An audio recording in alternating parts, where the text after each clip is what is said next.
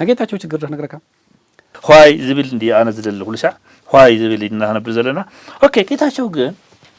መንግስት ኮይኑ እንዳሃለወ ማለት እዩ ዘይተጣወሙ ልዕድል የለን እንዲሃቱ ዘላ ሆይ ንምንታይ ኢኹም ኮይኑ ሰብ ጣዕም ዘይብሎ ዘሎ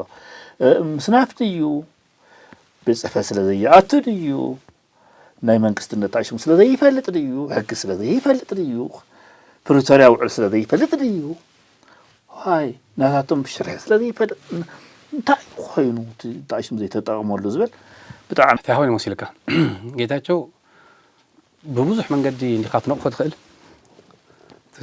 تنقلو نتعنت يأمن لوت إيد اللي دفيرو كله عين السجمات قوس غير وقيو جيتاچو كوم تزي جبر جيتاچو بريزنت تزي خون تجراي تدميرة سيلا حنت خوينا لو حو سحزي أو كينات مهلنا نقرأك بزي جيتاچو خدنا أزوج بأسوي كل نجار انتروديوس كيري نايميدا نتعنت ناي حساب نتعنت ብዙሕ ነገር ማለት እዩ ነገታቸው ችግር ነገርካ ሓድካ ተደስወረደውን በጣም ጨኪኑ ዝቃለ ሰው ዝነበረ ልዑል ጌታቸው ሲ ለውጥ ክነጽእ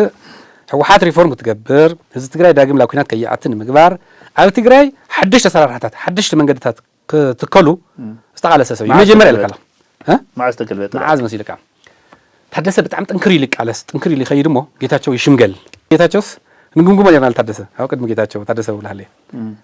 خند هذا سند سرحوا خند صفر جزء لنا نير مجمع كاي لبوزح سو كم لا هراس يقبر نير جيتاچو بعلو